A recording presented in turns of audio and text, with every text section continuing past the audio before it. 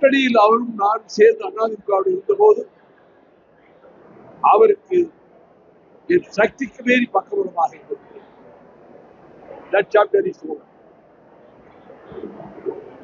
கூட்டணியில இருந்துகிட்டே அப்பயே நீங்க திமுக அரசு இதெல்லாம் தமிழ் செய்து ஏன் சொல்லல? பத்திரிகையாளர் சந்திப்புல ஒரு 2 பேர் திரும்ப திரும்ப கேட்கிறாங்க. கூட்டணி தர்மத்தை பாதுகாக்க வேண்டும் என்ற முறையில் அப்பொழுது நான் தெரிவிக்க இயலவில்லை. ஆனால் நாங்கள் மரியாதை குறைவாக நடத்தப்பட்டோம். அதுவரை நெருங்காத ஒரு கட்சிக்கு 10 எம்எல்ஏ ஒரு ராஜ்யசபா, இன்னொரு கட்சிக்கு 8 இடங்கள், கம்யூனிஸ்டுகளுக்கு 5 இடங்கள். தமிழ்நாட்டில் திமுக அதிமுகவுக்கு அடுத்து எல்லா ஊர்லையும் கட்சி தொண்டர்கள் இருக்கிற கட்சி மறுமலர்ச்சி இதுவரைக்கும் 10 தடவை டெல்லியில போய் போராட்டம் நடத்தியிருக்காங்க. 1000 பேருக்கு மேல வந்திருக்காங்க. கை செலவு போட்டிருக்காங்க. எந்த கட்சி நடத்திச்சு? ஈழத்தமிழர்களுக்காக நான் 1வது டெல்லியில் இருந்திருக்கிறோம். சேசனை எடுத்து ஒரு பெரிய ஆர்ப்பாட்டம் நடத்தியிருக்கிறோம்.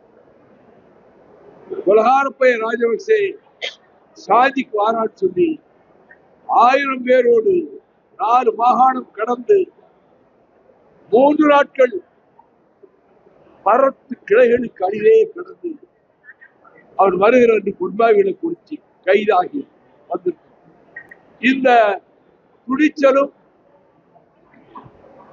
4 ஸ்டேட்டை கடந்து போய் போராடலாங்கிற எண்ணமும் மறுமலர்ச்சி திராவிட முன்னேற்ற கழகத்தை தவிர எந்த கட்சிக்கும் ஏற்பட்டதில்லை. வருத்தப்படக்கூடாது. அப்படி ஏதாவது போராட்டம் நடத்தியிருக்கீங்களா? அந்த கட்சிகள் நாங்கள் நடத்தியிருக்கிறோம். என் தோழர்கள் நடத்தியிருக்கிறார்கள்.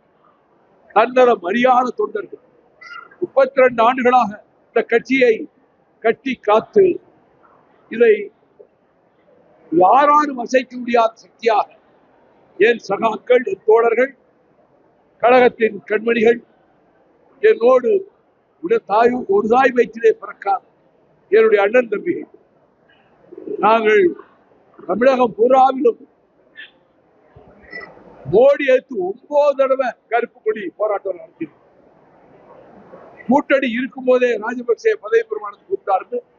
நேரா போய் பிரதமராக போய் மோடி கிட்ட 3/4 மணி நேரம் கடுமையாக பேசிவிட்டு இந்த நிமிஷத்திலிருந்து உங்க கூட்டணியை விட்டு வெளியேறுகிறோம் என்று சொல்லி ஜந்தர் மந்தரில் 1000 பேர் திரட்டி அவர் பதவி பிரமாணம் எடுக்கிற அன்னைக்கு நாங்க கைதான். இந்தியாவில் அவர் பதவி பிரமாணம் எடுக்கிற போது அவரை எதிர்த்து எந்த இடதுசாரி சக்திகளும் எந்த முன்னேற்ற சக்திகளும் போராட்டத்தில் ஈடுபட்டதில்லை. ஒரே ஒரு கட்சி மறுமலர்ச்சி திராவிட முன்னேற்ற கழகம் மட்டும்தான். நாங்கள் நெய்வேலியை காத்துக் கொடுத்தோம். பெரியார் மையத்தை மீண்டும் எழுப்ப வாஜ்பாயிடம் வாதாடி அனுமதி வாங்கி கொடுத்தோம். ஹைட்ரோ கார்பனை விரட்டி அடிப்பதற்கு சோழமண்டலம் பூராவில் பிரச்சாரம் செய்தோம்.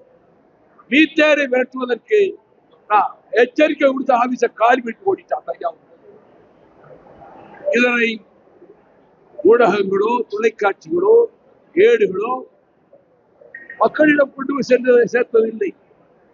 இதனால எனக்கு அந்த வருத்தமும் கிடையாது. நான் பத்திரிகைகளை மதிப்பவன் என்பது மட்டுமல்ல.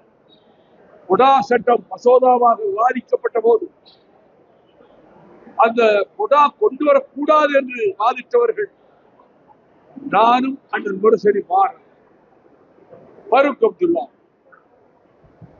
அந்த குடா சட்டத்தில் பத்திரிகையாளர்கள் மீது அந்த சட்டம் பாயலாம், பத்திரிகையாளரை சிறையிலே அடைக்கலாம் என்ற ஒரு சரத்து இருந்தது.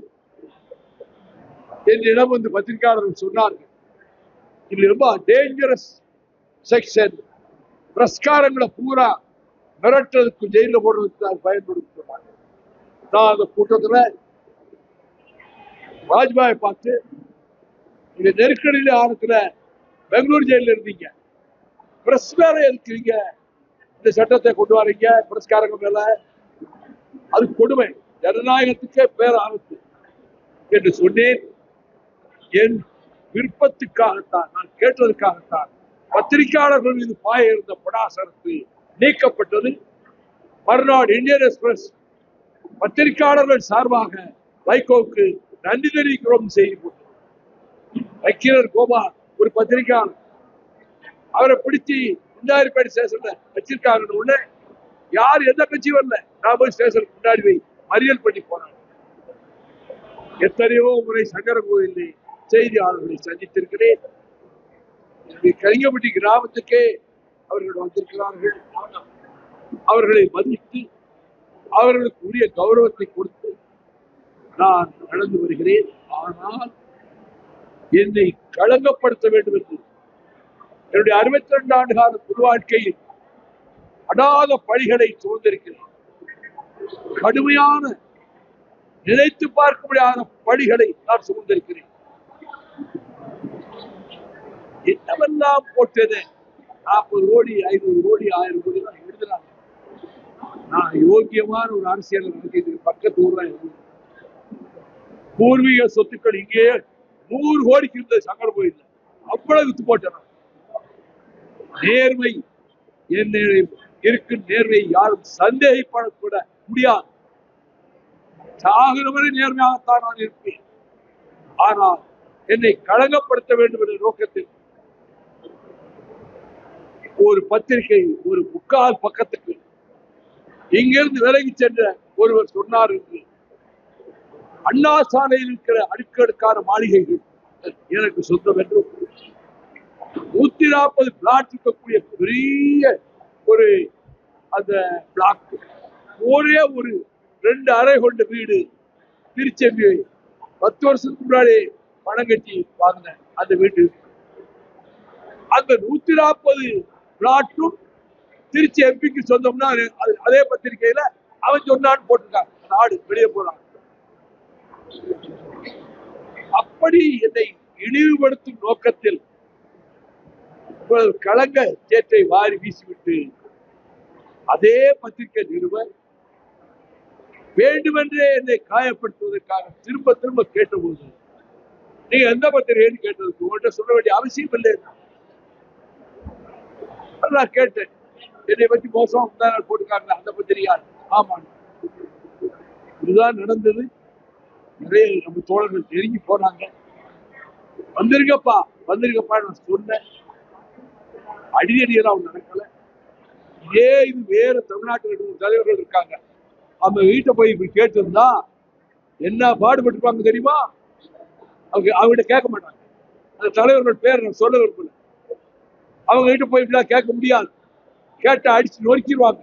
நாங்கள் செய்ய மாட்டோம். நாங்கள் எந்த வன்முறைக்கும் என்னைக்கு போறது.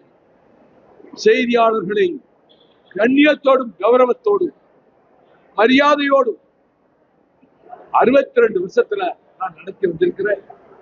ஒவ்வொரு ஜனவரி 1ஆம் தேதியும் அத்தனை பத்திரிகையாளர்களை வரவழைத்து அவர்களோடு நண்பர்கள் விருந்து சாப்பிட்டு அவர்களோடு தான் இந்த நேரத்தை கழித்து. இன்றைக்கு மின்னல் தான் சொன்னாரு, நீங்க செய்திகள் கொடுத்து